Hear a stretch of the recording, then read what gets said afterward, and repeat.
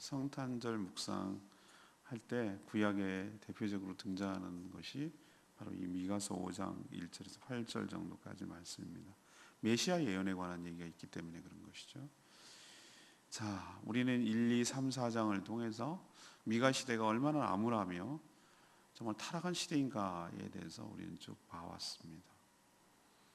그럼 하나님께서 이 암울한 시대에 무엇을 희망으로 주실 것인가? 바로 하나님의 희망은 메시아 예수 그리스도인 줄로 압니다. 작은 고을 베들레헴에서 태어날 메시아는 원래부터 있었던 존재예요. 그때 육신으로 태어나시지만 그때 있었던 존재가 아니라 이미 태초부터 상고서부터 존재했던 분이라고 설명합니다. 이 메시아가 남은 자를 돌아오게 하고 또 친히 양떼를 목축해서 그 나라를 창대하게 할 것이다. 이것이 바로 하나님의 예언이죠. 모든 원수들을 물리치고 택한 백성들을 건질 것이다. 누가? 메시아가. 또 남은 자들을 순결하고 하나님만 의지해서 사자처럼 강력하게 만드실 분도 메시아 예수 그리스도십니다. 또 모든 원수들을 진멸하실 분도 예수 그리스도세요. 자, 오늘 던지는 질문이 이겁니다. 메시아 예수 그리스도가 오시면 우리에게 무슨 일을 행하시는가? 예수님이 오시면, 메시아가 오시면 우리에게 어떤 일을 행하시는가? 이겁니다. 첫 번째는 1절에서부터 6절까지 말씀입니다. 메시아가 오시면 하나님의 나라를 창대하게 하실 줄로 믿습니다. 자, 이방 군대가 침략합니다. 1절에 보니까 이스라엘이 떼를 모읍니다. 그들이 애워쌉니다. 막대기로 이스라엘의 재판자의 뺨을 칩니다. 이건 무엇이죠? 이스라엘 왕의 뺨을 칠 정도로 이방 민족의 침략을 해서 괴롭게 하는 이 암울한 시대를 이렇게 표현하는 것이죠. 그런 암울한 시대에 하나님은 지금 놀라운 일을 계획하고 계세요. 그것은 바로 메시아를 이 땅에 보내셔서 통치하게 하시는 일입니다. 이것이 하나님의 희망이에요. 근데 그 분이 어디서 오는가? 2절에 나와 있죠. 이거 그래서 성탄절날 이 본문을 묵상하는 거예요. 2절에 어떻게 표현되어 있습니까? 베들레헴 에브라다야, 너는 유다 족속 중에서 작을지라도 이스라엘을 다스릴 자가 내게서 나올 것이라. 이것보다 더 분명한 메시아 탄생의 예언이 어디 있어요? 예수 그리스도의 고향이 어디입니까? 부모님의 고향이 나사렛입니다. 나사렛. 나사렛은 저 위에 갈릴리예요. 베들레헴은 어디입니까? 유다 땅의 남쪽이에요. 남쪽. 예루살렘 밑에 있어요. 오히려.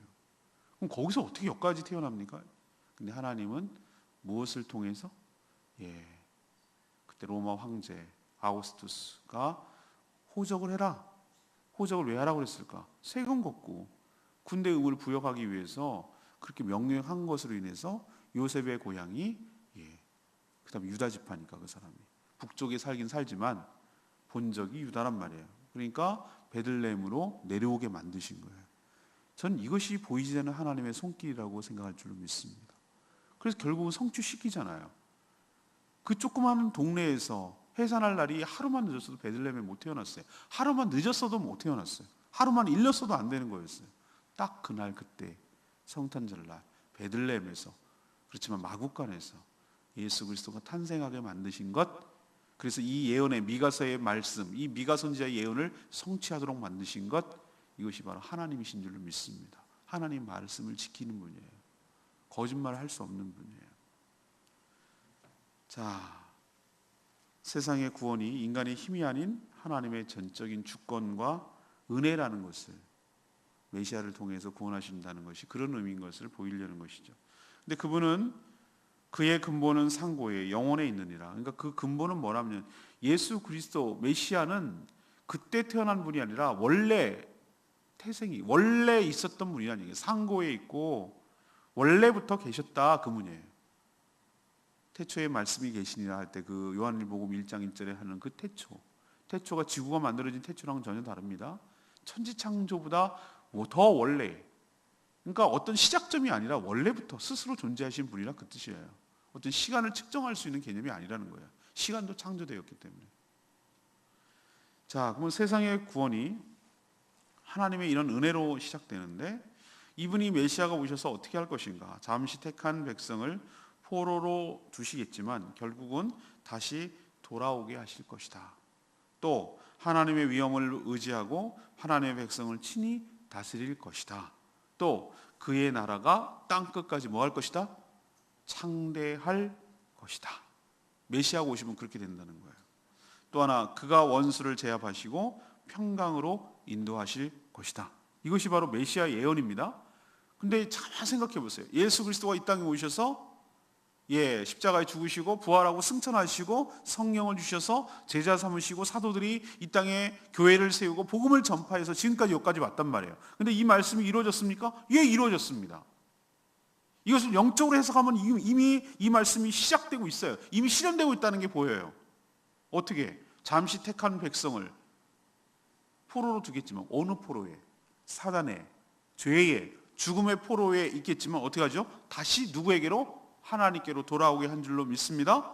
자, 성령을 통하여 위엄을 가지고 친히 그의 백성을 성령을 통하여 다스리고 계시는 것이 우리가 우리의 주님이라고 고백하고 그분의 명령을 따라서 이 땅에 많은 신실한 자들이 주의 말씀에 따라 순종하고 있잖아요. 그분이 다스리잖아요. 그게 하나님의 나라잖아요.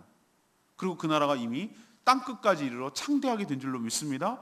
복음이 안 들어간 곳이 없어요. 거의 다 들어갔어요. 처음 시작할 때 그 조그맣게 시작한 데서 이 복음을 보세요. 우리나라까지 이 제주까지 들어와서 복음이 전파되는 걸 보세요. 우리 여기 제주도에 불과 1908년도에 들어왔어요. 처음 들어왔어요. 1908년, 2008년. 이제 100년이 간 넘었어요. 이 말씀이 이루어진 줄로 믿습니다. 그게 실감나잖아요. 우리가 혜택자잖아요. 수혜자잖아요. 그리고 그가 모든 악한 원수들을 제압하시고 평강으로 인도하고 계시잖아요. 이 모든 말씀이 지금 이루어지고 있잖아요. 주님께서 우리 성도들을 양떼로 생각하시고 목양하고 계시잖아요. 그리고 점점 하나님의 나라가 확산되어 가고 있잖아요. 그래서 구약의 미가 선지자가 예언했던 이 말씀이 성취되었구나. 자, 다시 한번 정리합니다. 이 땅에 메시아가 예수 그리스도가 오시면 어떤 일이 벌어집니까? 첫 번째, 하나님 나라가 점점 확산되고 창대하게 될 줄로 믿습니다. 예수님이 표현하셨죠? 하나님의 나라를 두 가지로 표현하셨잖아요. 하나는 겨자씨, 하나는 누룩에다가 비유하셨어요. 겨자씨가 뭐죠? 겨자씨, 제가 씨를 봤어요. 겨자씨 씨를 보니까 이거 조그매 깨 4분의 1, 참깨 4분의 1. 조그만. 그걸 심었는데 세상에 얼마나 큰 나무만한 커다란 무성한 나무같이 되는 식물이 자란단 말이죠. 하나님 나라가 그렇게 작게 시작하나 엄청나게 커지게 될 줄로 믿습니다. 새들이 깃들 정도라고 그랬어요. 누룩의 비유는 뭐죠? 누룩을 그 밀가루 속에 넣었는데 처음에는 무슨 일이 일어났는지 아무도 몰라. 그러나 시간이 지나갈수록 발효를 시켜서 밀가루 전체를 다 발효시키는 줄로 압니다. 하나님의 역사가 눈에 어떻게 보이는지 몰라요. 그러나 점점 어떻게 됩니까? 하나님 나라가 확산되어 가서 어떻게 된 줄도 모르게 완전히 딴 나라로 바뀌어 있는 것이 이게 하나님의 나라 속성이에요. 지금도 하나님 나라는 확산되어 가고 있고 창대해 가고 있는 줄로 믿습니다. 자, 두 번째, 그럼 메시아 예수 그리스도께서 오시면 어떤 일이 벌어지는가? 7절 8절 말씀입니다. 하나님의 백성을 축복하신 줄로 믿습니다. 7절 보세요. 야곱의 남은 자가 누구이죠? 바로 하나님이 택해서 구원받은 하나님의 백성들을 의미하고 곧 성도들, 우리들을 의미합니다. 성도들을 세상 가운데 두신 이유가 무엇이죠? 왜 세상 가운데 바로바로 구원하지 않고 바로바로 천국에 가지 않고 왜 놔뒀습니까? 성도들을 통해 세상에 선한 영향력을 끼치기 위함인 줄로 믿습니다. 이게 놔두신 이유예요. 우선 성도들은 하나님께로부터 내리는 이슬 같고 풀 위에 내리는 단비 같은 존재다라고 표현하고 있어요. 누구와요? 성도들이. 하늘로부터 왔다고 그랬죠? 하나님께로부터 왔다고 그랬죠? 이슬 같고 단비 같고. 이슬은 무엇을 의미합니까? 술 이름이 아니고 소주 이름이 아니고 이슬은 무엇이죠? 어떤 것도 오염되지 않는 정말 순수한, 우리도 이슬을 먹었을 때 그 느낌 아시죠? 정말 오염되지 않으라고 그 풀잎에 맺혀진 그 이슬 같은 느낌은 굉장히 신선하고 정말 초롱초롱하고 새고 같고 오염되지 않은 그것을 바로 이슬이라고 그러잖아요. 성도가 바로 하늘로부터 내리는 순수한 이슬 같은 존재인 줄 압니다. 단비는 뭡니까? 단비를 왜 단비라고? 언제 단비라고 그러죠? 가물어서 정말 힘들어서 하늘만 쳐다보고 있는 쩍쩍 갈라진 그때에 정말 하늘로부터 내려오는 비, 이것을 뭐라고 그러죠? 단비라고 말하는 거예요. 단비가 내리는 날, 이런 비는 단비가 아니에요. 이런 비는 왼수 같은 비예요. 그만 좀 내리지. 질척거리기나 하고 공사 진행 안 돼, 귤 못 따, 이건 영 아닌 것 같아요. 좀 적당히 내려야 돼요. 지금 너무 많이 내리는 것 같아요. 그런데 말이죠, 이거 사람 간사해. 또 비도 안 내면 또 안 돼. 그러니까 적당히 내려야 돼요. 내리긴 내리는데 너무 많이 질척거려도 힘든 거예요.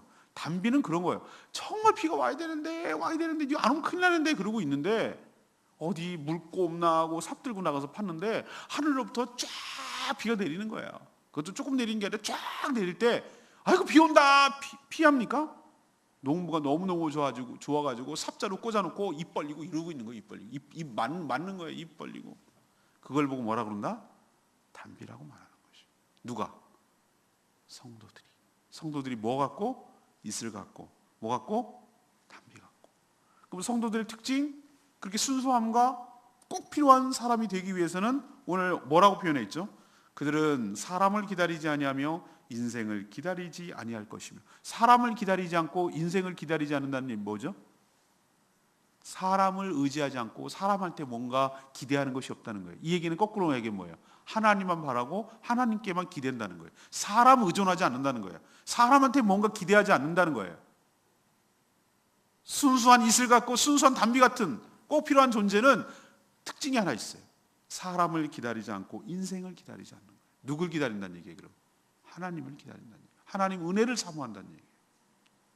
오로지 하나님만 의뢰하고 의지하기 때문에 하나님께서 이슬 같고 하나님께서 단비 같은 존재로 만들어 주실 줄로 믿습니다.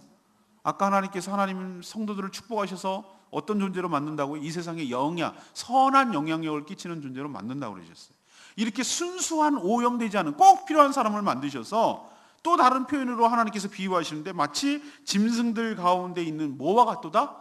사자 같은 존재로 만들어주신, 젊은 사자 같은 존재로 만들어준다는 거예요. 젊은 사자 같은 존재가 무슨 뜻이죠?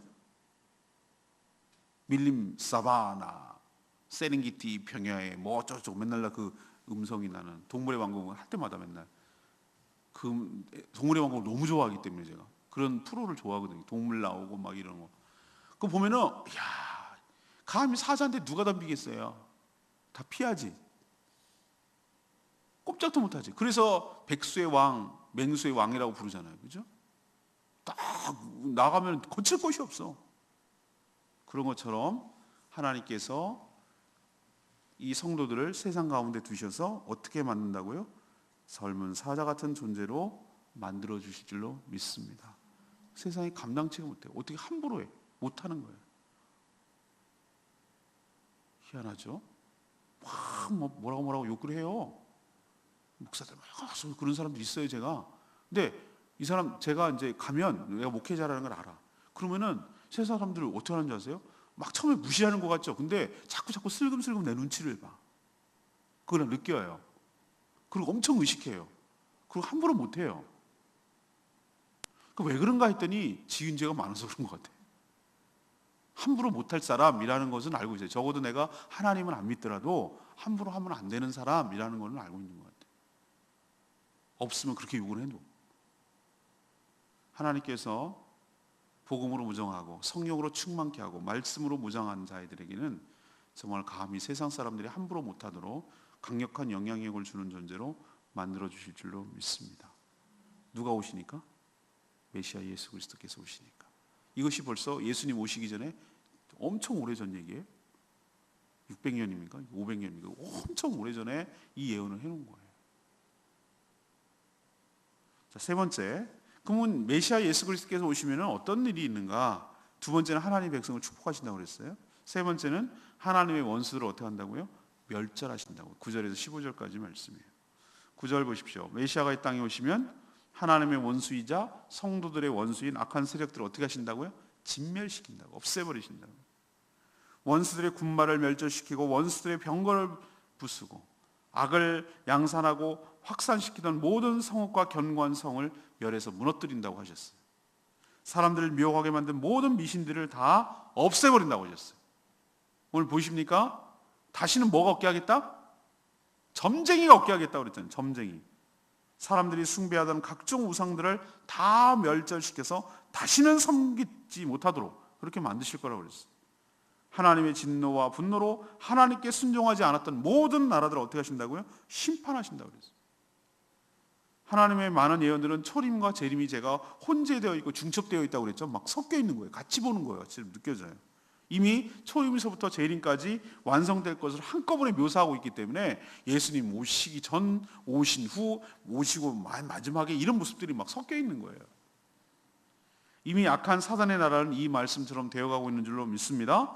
복음이 전해진 곳마다 보세요. 모든 악한 사단의 나라가 하나씩 하나씩 무너지고 있는 거 보이세요? 저 보이는데요? 악한 사단의 나라가 폭로되고 있는 거 보이십니까?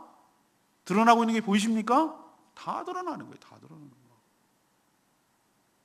악한 세력들이 다 드러나요.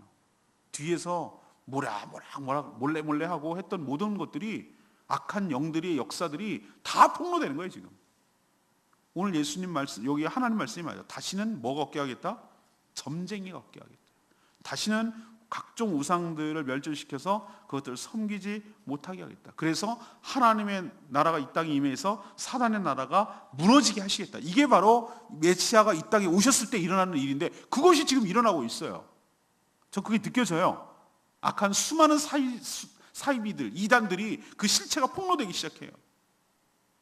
수많은 샤머니즘에 섬기고 있던 각종 미신과 우상을 섬기고 있는 자들이 하나씩 다 들통이 나는 거예요. 그래서 설당을 잃어버리는 거예요. 그것이 얼마나 어리석은 일인가, 그것이 얼마나 악했던 일인가라는 것을 모든 사람들이 다 알아버렸어요. 그렇게 되면 이제 그딴 짓 못해요. 무서워서라도 못해요. 저는 하나님의 역사인 줄로 믿습니다. 그리고 메시아가 이 땅에 오셨다는 증거입니다. 악이 그렇게 강해 보여도 쥐어락펴락하고 나라를 흔들흔들 해내는 것 같아도, 악이 그렇게 강해 보여도 그 위에 하나님이 계신 줄로 믿습니다. 그 메시아가 이 땅에 오셔서 그 실체를 폭로해버리시고 그들을 다 드러내버리시고 밑바닥을 드러내셔서 그 악한 자들의 설당이 없게 만드시고, 그래서 이 땅에 하나님의 나라가 도래하도록 하나님의 강력한 역사가 이미 시작되었어요. 이 예언은 이미 이루어지고 있다는 뜻이에요. 제 말은. 전 7절의 말씀, 그들은 여호와께서 내리는 이슬 같고 풀 위에 내리는 단비 같아서 사람을 기다리지 않는다 그랬어요. 시편 110편 3절에 그 유명한 찬양할 때 나오는 가사 있어요. 주의 권능의 날에 주의 백성이 거룩한 옷을 입고 즐거이 헌신하니 새벽 이슬 같은 주의 청년들이 주께 오는도다. 새벽 이슬 같은 그 찬양 있죠? 우리는 잘 안 하니까 모르는가 보다. 그 새벽 이슬 같은 주의 청년들이, 이거 할 때 요 문구를 읽어요. 시편 110편 3절을 읽어요. 주의 권능의 날에 주의 백성이 거룩한 옷을 입고 즐거이 헌신하니 새벽 이슬 같은 주의 청년들이 누구께? 주께 나오는도다. 새벽 이슬 같은 주의 청년들, 얼마나 막 그 듣기만 해도 싱그럽고 힘이 넘칩니까? 저도 한때는 새벽 이슬 같은 청년이었는데 어쩌다 이렇게, 어쩌다는 아니고 저는 잘 늙고 있다고 생각을 해요. 그렇게 새벽 이슬 같은 청년이었으니까 이렇게 된 거죠. 그나마. 오늘 말씀대로 성도는 이슬 같고 성도는 단비 같아야 됩니다. 세상에 물들지 않고 하늘로부터 내리는 순수함과 요긴함, 꼭 필요한 사람이 되어야 되는 것이, 순수함도 잃지 않고 꼭 필요한 사람도 잃지 않는 여호와께로부터 내리는 것이죠. 그게 하나님부터 내려오는 은혜예요. 그렇기 때문에 이런 사람들은 사람을 기다리거나 세상을 의지할 필요가 없습니다. 하나님으로부터 내려오는 신령한 은혜와 은사가 충만하기 때문에 이런 거룩함이 있을 때 사자 같은 용맹함이 있게 될 줄로 믿습니다. 이것이 바로 성도의 삶이에요. 오늘 세 가지 말씀드렸어요. 무엇입니까? 메시아 예수 그리스도께서 이 땅에 오시면 어떤 일이 일어나는가, 또는 무슨 일을 행하시는가, 이것이 바로 오늘 질문이에요. 이게 다른 말로 하면 하나님께서 이 암울한 이 시대에 어떻게 희망을 주시는가, 이 얘기도 되는 거예요. 첫 번째는 무엇입니까? 하나님 나라. 눈에 보이지 않지만 하나님 나라가 말씀드렸어요. 제가 두 가지 예수님의 비유를 끌고 들었어요. 하나는 누룩, 하나는 겨자나무. 보이지 않지만 역사는 누룩, 작지만 엄청 커지는 겨자나무. 이것을 하나님의 나라라고 했어요. 이 땅에 메시아가 오시는데 처음에 시작은 아주 작고 별 미미하지만 점점 시간이 갈수록 세상을 삼켜버릴 것 같은 거대한 하나님의 나라가 지금 확장되고 창대하게 진행되고 있는 줄로 믿습니다.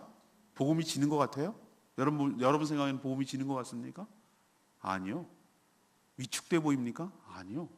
점점 걷잡을 수 없을 정도의 불길로, 복음의 불길이 점점 전 세계를 향해서 확산되어 나가고 있는 것을 저는 믿습니다. 모든 족속과 민족들이 다 하나님의 복음을 듣게 될 날이 올 거예요. 듣고 나서 그 사람이 믿을지 안 믿을지는 그 사람의 선택이잖아요.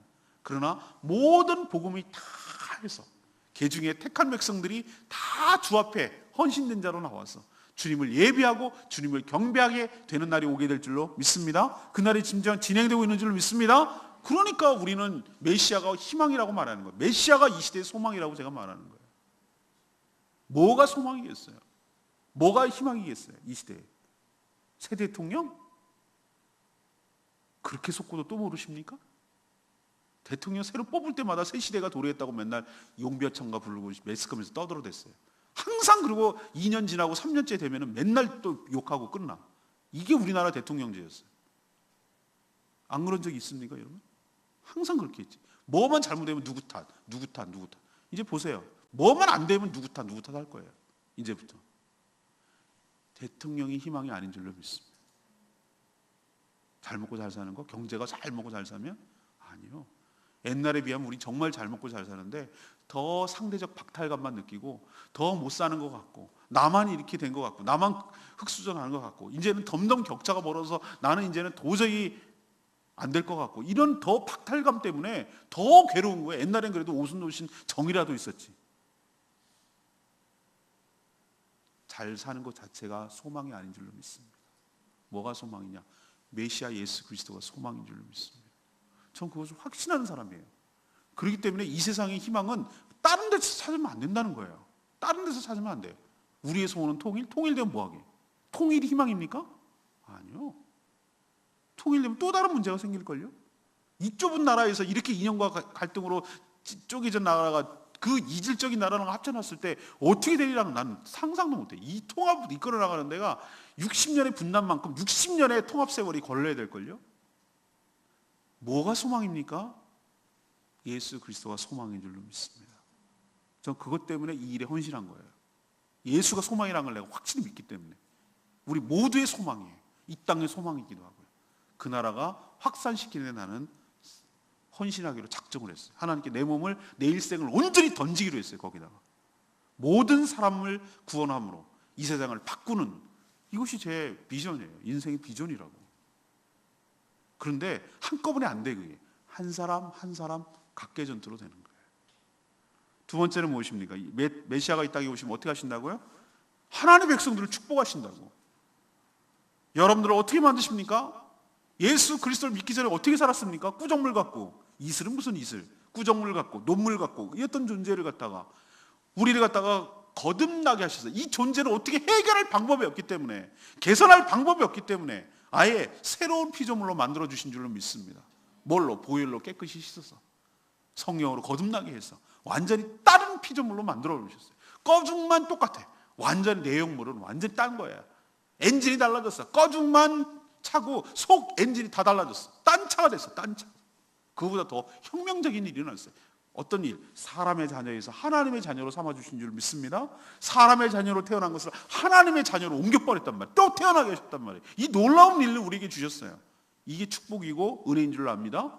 그래서 성령을 우리에게 주셔서, 말씀을 우리에게 주셔서 성령의 단비처럼 충만한 사람으로 만드시고 새벽 이슬처럼 순수한 사람으로 만들어 주셔서 이 세상에서 함부로 할 수 없는 그 순수함과 그 요긴함이 세상 사람들이 함부로 할 수 없기에 젊은 사자와 같은 존재로 만들어주시고 세상을 영향력을 끼치고 하나님의 축복의 통로로 삼아주시고 저 사람 때문에 우리가 복을 받고 저 사람이 있어서 우리가 행복하고 저 사람이 있어서 하나님의 복을 받는다고 주변 사람들이 말할 정도로 선한 영향력을 끼쳐가게 될 줄로 믿습니다.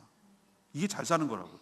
저 사람 믿으려면 저렇게 믿어야 돼, 예수 믿으려면 저렇게 믿어야 돼 라고 말하고, 누구도 함부로 못하고 누구도 함부로 대할 수 없은 그런 존귀한 존재로 하나님께서 축복하여 주실 줄로 믿습니다.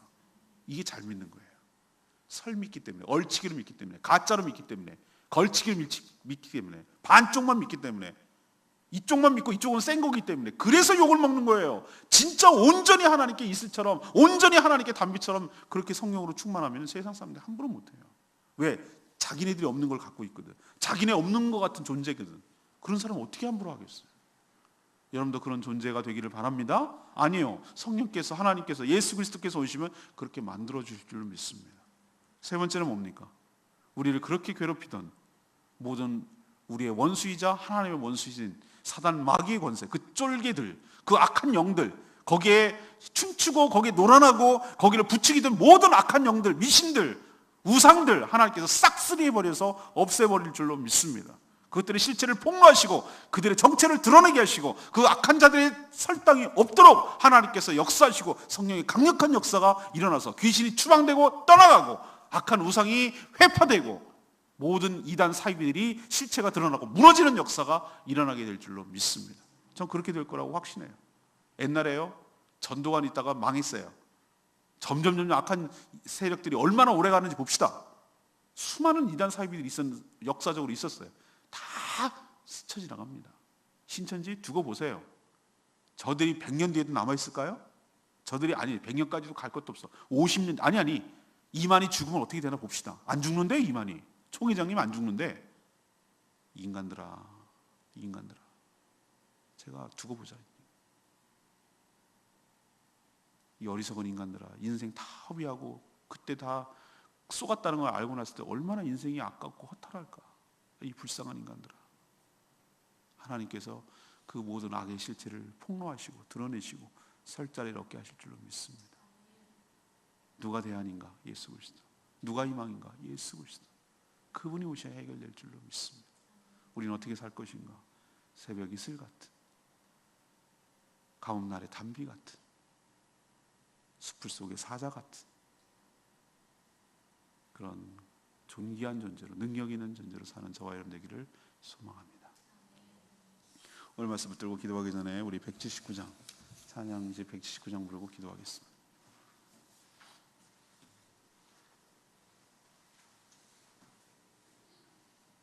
거룩하신 하나님,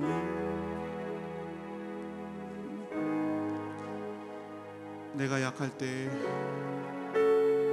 강함 주시고 내가 가난할 때 우리를 부유케 하신 주님, 우리를 정말 이슬같이 단비처럼 사자처럼 하나님 우리를 존귀하게 하시고 강해하실 그분을 기대하며 나가길 원합니다. 누구 때문에? 예수 그리스도 때문에. 거룩하신 하나님, 거룩하신 하나님, 주께 감사드리세. 나를 위해 이 땅에 오신 독생자 예수, 나의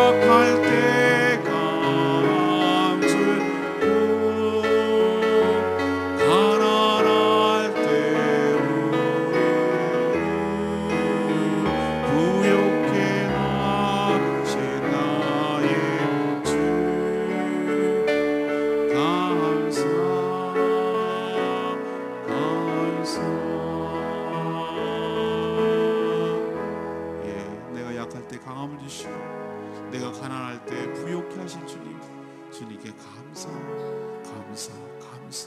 우리도 이렇게 하실 주님을 기대하며 감사로 나가는 저희들 되기를 원합니다. 다 같이 주여 외치며 하나님께 경고하고 기도하겠습니다. 주의 아버지, 내가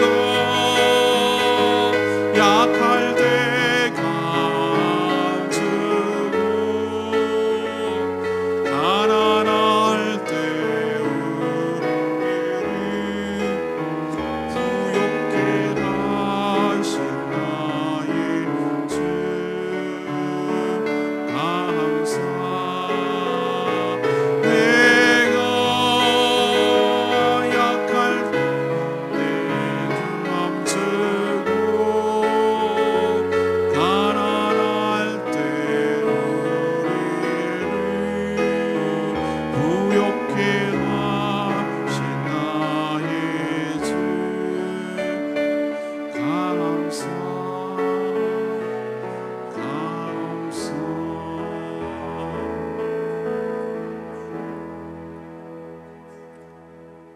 하나님, 이런 암울한 세상을 그냥 두지 않으시고 메시아를 이 땅에 보내셔서 소망을 주시니 감사합니다. 이미 이 모든 말씀이 성취되었고 그것이 완성되어 가고 있는 줄로 믿습니다. 복음이 전 세계로 확산되어 가고 있고 주의 택한 백성들을 친히 목양하심으로 하나님 나라가 창대하게 되어가는 줄로 믿습니다. 택한 백성들을 축복하셔서 하늘로부터 내리는 이슬과 담비 같은 존재가 되게 하여 주시옵소서. 우리가 세상 가운데 있어도 사자 같은 용맹함이 있게 하여 주시옵소서. 우리의 원수이자 하나님의 원수들을 속히 무찔러 주셔서 이 땅에 평화를 주시옵소서. 수많은 이단 사이비들, 점쟁이들, 우상 숭배하는 자들 다 멸절시켜 주셔서 하나님이 다스리는 그 나라가 속히 오게 하여 주시옵소서. 오늘도 간구하는 모든 기도마다 응답하여 주시기를 원하옵고 예수 그리스도의 이름으로 축복하며 기도합니다. 아멘.